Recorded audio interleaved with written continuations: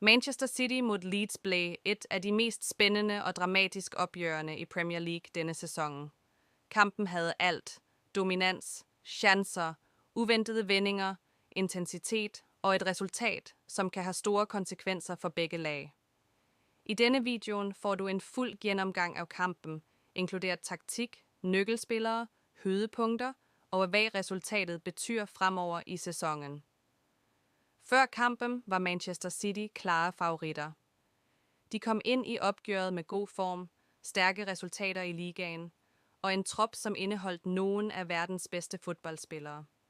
Pep Guardiola, som altid er detaljeorienteret, ønskede at sikre 3 point for at holde C i titelkampen. City er kendt for sit boldbesiddende spil, raske kombinationer og evne til at bryde ned forsvar med præcision og tålmodighed. Leeds United på sin side kom ind med en helt anden motivation. De har haft en sæson med op- og nedture, og hvert point tæller i kampen for at undgå nedryk.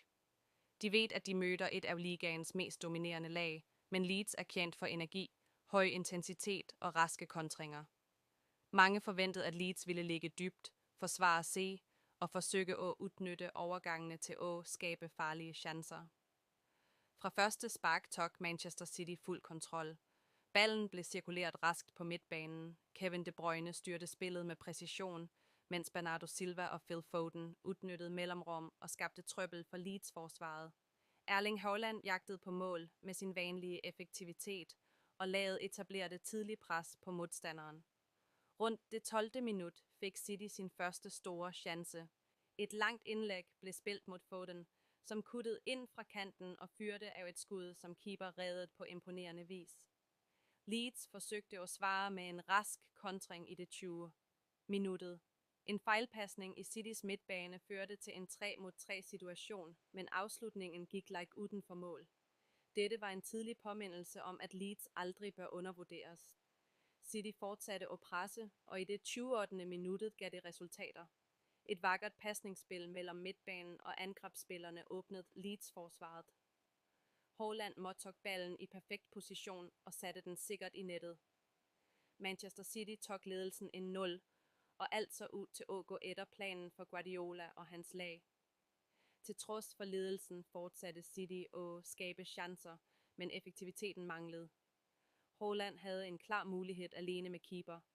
Alvarez fik 2 dobbeltchancer, som blev blokket, og Rodri forsøgte fra distance uden held. Leeds forsvarede C heroisk, og keeperen deres leverte flere vigtige redninger.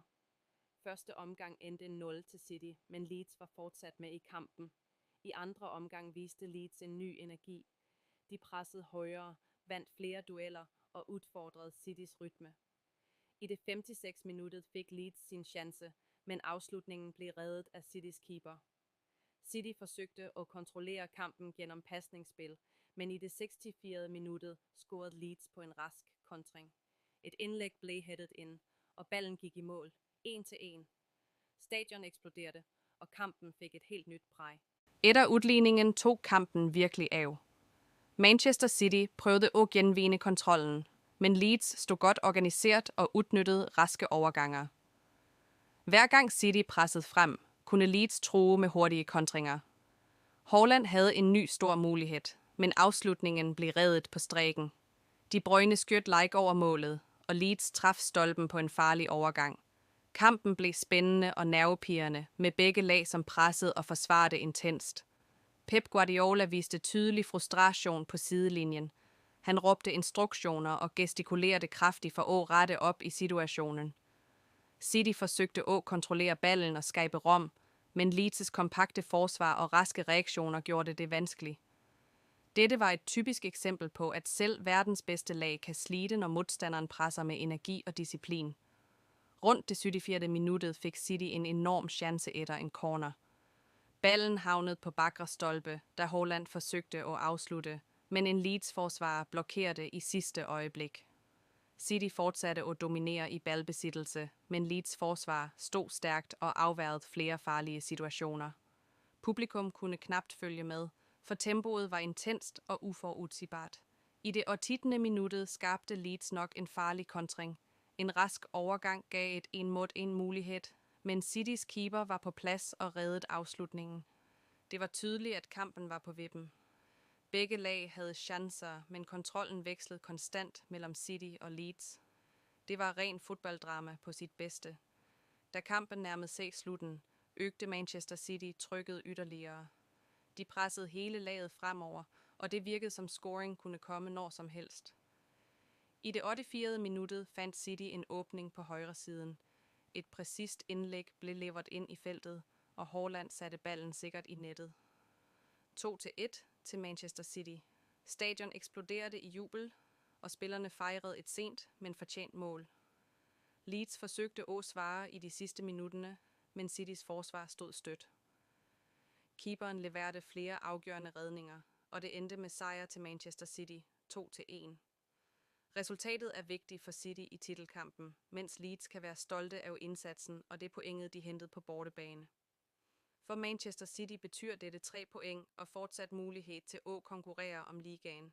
Laget viste karakter ved at score sejrsmålet sent, til trods for at Leeds pressede stærkt.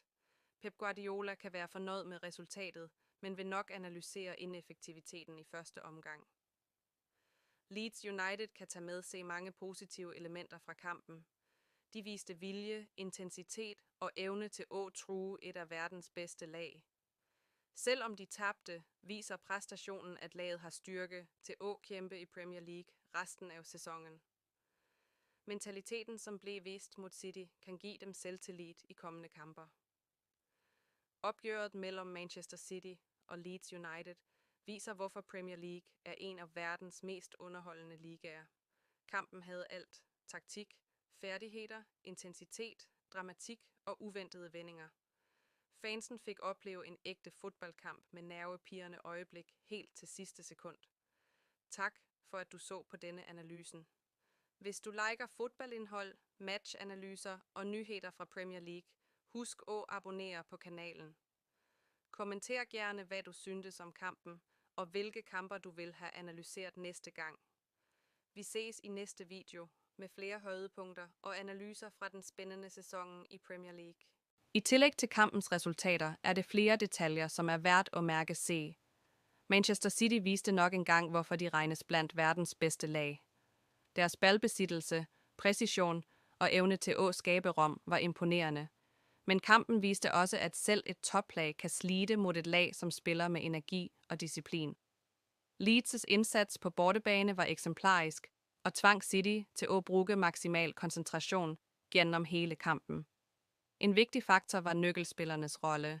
Kevin De Bruyne styrte midtbanen med klokskab, leverede præcise pasninger, som åbnede forsvar og dikterede tempoet. Haaland viste måltæft og tilstedeværelse i boksen, og hans afslutning i det 88. minut sikrede sejren. På Leeds side udmærkede flere spillere sig både defensivt og offensivt, og keeperen stod for afgørende redninger, som hindrede City i at vinde komfortabelt. Taktisk måtte Guardiola justere laget flere gange. Han forsøgte ulike kombinationer på kantene, rotede midtbanespillere og brugte bytter strategisk for at øge tempoet og skabe nye muligheder. Leeds viste fleksibilitet i forsvar og pres og tilpassede sig Citys bevægelser på imponerende vis, noget som gjorde kampen uforudsigbar og spændende. Publikums indflydelse spilte også en stor rolle. Hjemmefansen til City gav enorm støtte, men Leeds-fansen på bortebane viste, hvor mye energi et publikum kan tilføre, når laget kæmper om vigtige point. Dette påvirkede tempoet og intensiteten, særligt under Leeds kontringer og udligningsmålet. Kampen viser, hvor små detaljer kan afgøre. Små fejl i pasninger, positionering eller afslutning kan ændre udfaldet fuldstændigt. Citys ineffektivitet i første omgang kunne have kostet dem, men deres mentale styrke og erfaring sikrede sejren. For Leeds er dette en vigtig lærdom om, hvordan man kan konkurrere mod toplag og fortsat hente værdifulde point. Fremover betyder dette mye for begge lag. City vil fokusere på at forbedre afslutninger og opretholde koncentration gennem hele kampen. Guardiola vil sandsynligvis bruge videomaterialet til taktiske justeringer. Leeds vil tage med sig selvtillid og moral. Selv med tab har de vist, at de kan udfordre de bedste, noget som kan motivere resten af sæsonen. For supportere og fans giver kampen mye at diskutere. Mange vil analysere taktiske træk, nøggelspillere og øjeblik, som kunne ændre resultatet. Slik opgør bygger drama i ligaen, og Premier League leverer altid underholdning på topniveau. Dette er en kamp, som vil blive husket for både Citys sejrsmål sent og Leeds heroiske indsats. Afslutningsvis minder kampen os om, at fodbold handler om mere end resultater. Det handler om strategi, færdigheder, mental styrke, fansens energi og uforudsigbarhed. Manchester City mod Leeds var et klassisk eksempel på alt dette samlet i én kamp.